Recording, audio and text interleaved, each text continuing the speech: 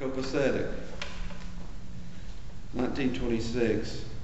Homer Quincy Smith leans into the catacomb organ just as the red light blinks on. Singing into the horn is for chumps. This one isn't for anyone on this earth. If the white man peeking at him through the glass wants to put Homer Quincy Smith on a record, well, that's none of Homer Quincy Smith's business. His business is between himself and God. He's been seeing God in his dreams ever since he was 10 years old, right after he'd got malaria in his right eye and lost sight in it. If he were to tell you that God were 20 feet high and mostly long, spindly legs, loose trousers flagging in the breeze, all disappearing into a point just right of center where his earthly vision played out, you'd laugh on the outside and maybe sigh deep on the inside.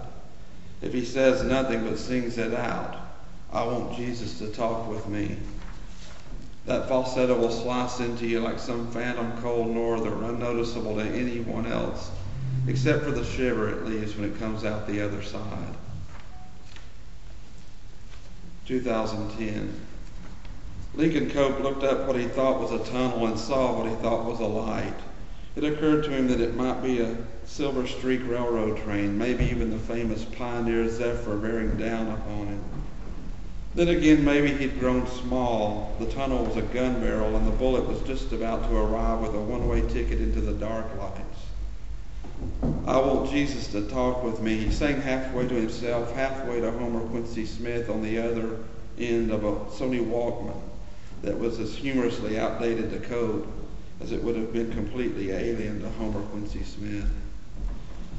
Mr. Cope, the lady behind the desk said, pulling him back out of his own mind and into present-day New Orleans. She was holding a key to room 114 and explaining that if he went out, he would need to drop it off at the desk for safekeeping. If he went out. He wondered if people actually came to New Orleans, got a room, and proceeded to stay in it the entire time. Surely newlyweds might be inclined to do that sort of thing, but wasn't it readily apparent that he was arriving alone? And even a newlywed, after a night or so of consummation, might be inclined to go out for beignets and coffee and a leg stretch or something, if for no other reason than to get stamina up for additional consummation. Lincoln Cope, child prodigy, was 60 years old and hadn't really been an authentic child prodigy for almost half a century. 50 motherfucking years. What had he done with them all? Decades. Lifetimes. Time taken a handful at a time hadn't seemed like an overreach. Not at the time. He looked in the mirror behind the front desk for the boy he had been. If he couldn't see it, how could he expect anyone else to? He took his key, walked down a hall, turned left, and counted doors until he found its match.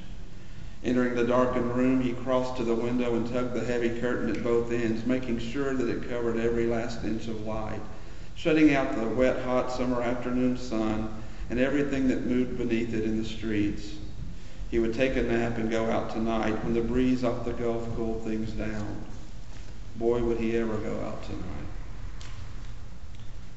First, he would go to DBA on Frenchman because it was the newest bar on his list of favorites, because John Cleary would be playing the early show, and because they had Lindemann's Framboise on tap. Start the night off right.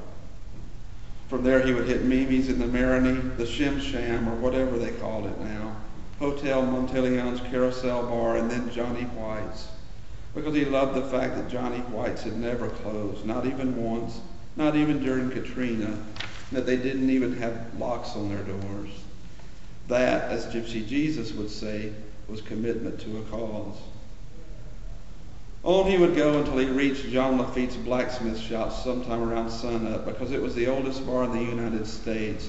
He constructed his pilgrimage as if he were going backward in time, if only. At the end of a marathon drinking excursion, he would stagger over to Checkpoint Charlie's, grab some grub, meet up with the gypsy himself, and head back to room 114. Jesus the Gyp with the saline drip. IV into Cope's left arm because G said his veins were better there. The bag hung over the wrought iron head of his bed. He would sleep like a baby and wake up on a whole new afternoon feeling like a whole new man, ready to start it all over again. In June, he and G had kept it going for 3 days solid. This time, he wanted to shoot for 5, keeping it odd. Why not, right? Gypsy G, also known as Gypsy Jesus, G the Gyp, or the man with the cross, came from San Diego, California, or somewhere like that. He wrecked himself on black tar heroin back in the late 70s and early 80s, following rock and roll bands up and down the West Coast. Then got a terminal dose of religion, saved by Robert Schuller's Hour of Power Crystal Cathedral. As a result, he had taken up this big-ass wooden cross and had hauled it from town to town across the southwestern United States in a supreme effort of penitence. And now he drug it up and down Bourbon, tossing out leaflets from Canal to Esplanade and back over and over, halfway because Bourbon Street represented the lowest depravity of mankind, and halfway because half of him halfway liked it a whole lot there. Gypsy G had learned the saline drip trick from some young doctors who were eating at the Alpine one afternoon. He had begun trying it out on himself and took a liking to it, mostly because it brought him back to the exciting burn of the needle. Now, though, it was a cleansing thing. Before long, he was offering his service to others, for a small price, of course, just to cover expenses, as they say. Generally, he was a decent enough guy, especially for the Savior type, and lately Gypsy G had been walking free. "Where you cross at, Gypsy Jesus?" Cope had said. The gypsy appeared as a man who, after a lifetime on crutches, had suddenly cast them aside and was truly walking on faith. Gypsy Jesus said that the thing had put his back in a terrible shape and that he had met some motorsport technician staying in a hotel on Canal who was going to put some wheels on it to make it easier to haul around. G figured it would do more good wheeling the son of a bitch around for 5 more years than toting it right into his grave. Lincoln Cope wondered whoever thought of putting wheels on a cross, but for all he knew, that's what motorsport technicians were trained for.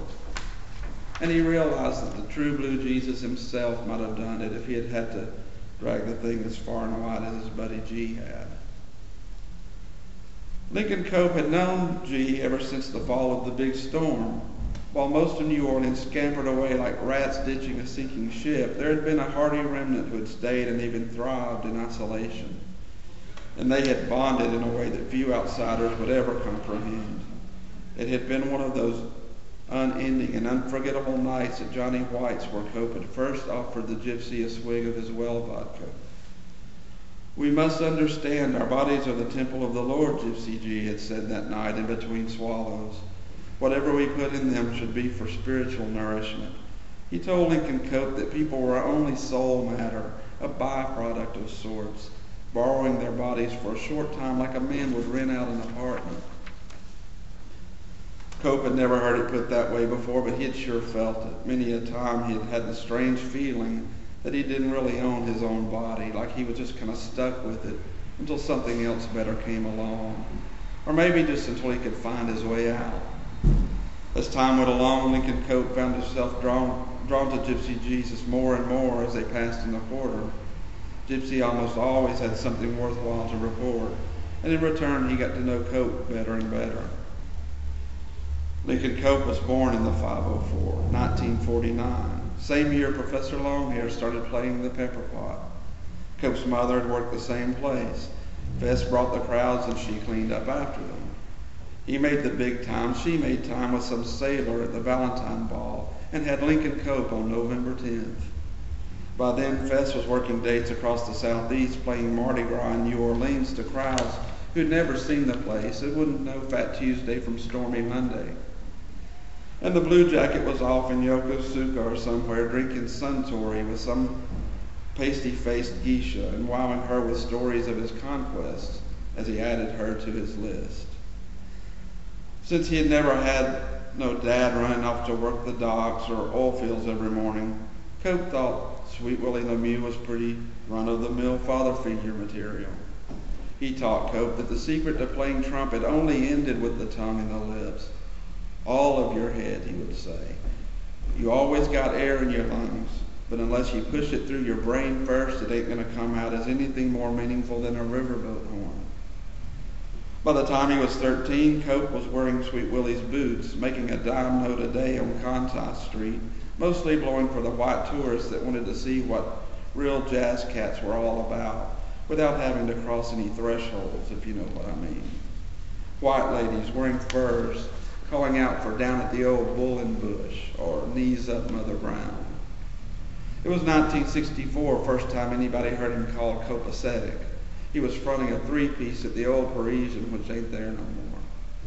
But you could hear him blowing down Dumaine and know it was him straight away. I'm leaving soon, Gypsy Jesus said at Charlie's that morning.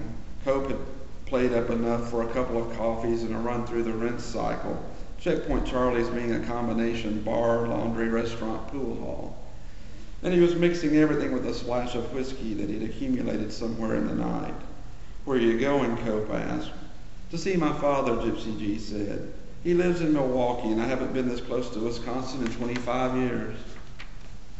Lincoln Cope didn't think they were that close to Wisconsin at all, but he supposed that they might be closer to it than San Diego, California was. And it made sense to him all the same. He instinctively understood that G was moving closer inside of his own head. Makes me think about what you said one time, Lincoln Cope said, about souls and buildings and all that shit. I seen it all in my mind the other night. I was playing a pickup gig on Carrollton, and the joint was hopping and flopping, sweat flying, and I was right there on that edge between playing the horn and the horn playing me, and it seemed like a dream for a minute. And while I was right there in that pocket, I could see it was right. My body was this building, a temple or whatnot. And I come out of it just long enough to look back in.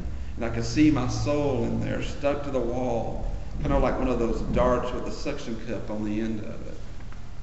Gypsy Jesus laughed and said we could all learn something from each other if we tried. And we didn't have to try too hard either. It made Lincoln Cope feel good to think he had taught Jesus something. I know all about you, Copasetic, Gypsy finally said with his drunken yellow Jesus eyes. I think that's why I like you so damn much. What do you mean you know all about me, Cope said. Well, they say the man who has sinned the most will be forgiven the most. Lincoln Cope liked the guy, almost loved him even, and liked most everything he had to say, but he didn't like that quite so much. Back at the hotel in room 114, G fought for a good vein for 10-12 minutes before Lincoln Cope was able to lay down and relax. He was still talking a blue streak, mostly about things they had already been over time and again. He finally looked at the ceiling and tried to put himself back in Carrollton Station. His ears were ringing with the echoes of the fading night and maybe pieces of other nights too, and he was surprised to find that with a little effort he could shape it into the music that he'd been playing on that gig. He closed his eyes and felt as if he were being lifted up and released, like a window had been opened or probably smashed. As if he had been freed, if only for a while, from that goddamn temple and had been left for someone else to look after. His mind's eye looked back and saw his soul, that little dart, as it lost its grip and started to slide down the wall. He thought about licking it and sticking it back up there, but he said, that's not really mine to worry with. He looked forward, expecting that pioneer Zephyr to swing down and give him a long, low ride through the small neighborhood that had become his home, his world. A big, beautiful world that had come a piece at a time, day after decade, to Lincoln Copasetic Cope's doorstep. Instead, he saw Homer Quincy Smith's Gud coming down Bourbon Street, like a lost float from Mardi Gras past, all legs, all a wobble, but making time and covering ground, lined up and headed straight for the child prodigy himself.